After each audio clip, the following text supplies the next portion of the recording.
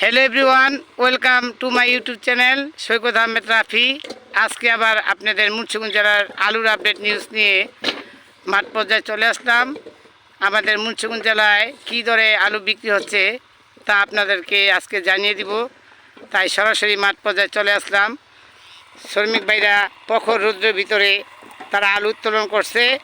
কেমন আছেন ভাই? আলু ফলন কীরকম হয়েছে এবার? গতবার থেকে কি একটু কম না বেশি? কেউ কেউ বলতেছে গতবার থেকে বেশি, কেউ বলতেছে কম।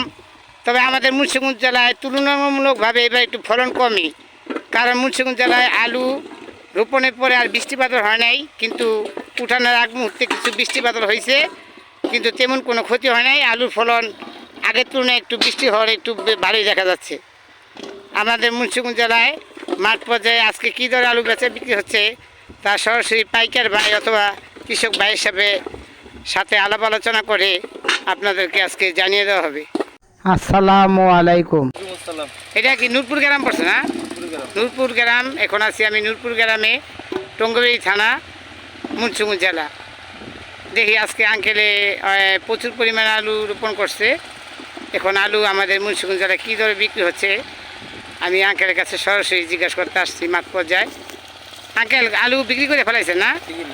কত করে মন বিক্রি করলেন? 580 টাকা মন। তো এটা কত কেজি করে দিতেছেন? দাম দেবো 50 কেজির, নেই হইল 55 কেজি। 50 কেজি, 50 কেজির দাম দিবে তারা, 55 কেজি করে নিতেছে। আমাদের মুন্সিগঞ্জ জেলায় এখন মাঠ পর্যায়ে আলু বিক্রি হচ্ছে 580 থেকে 600 টাকা মন। আজকে মাঠ পর্যায়ে আমাদের মুন্সিগঞ্জ জেলায় আলুর দাম। যারা এখনও আমাদের এই চ্যানেলটি সাবস্ক্রাইব করেননি তারা অতি তাড়াতাড়ি সাবস্ক্রাইব করে দিবেন এবং ভিডিওটি বেশি করে শেয়ার, লাইক, কমেন্ট করবেন, যাতে সারা পৃথিবীর মানুষ আমাদের এই ভিডিওটি দেখতে পারে।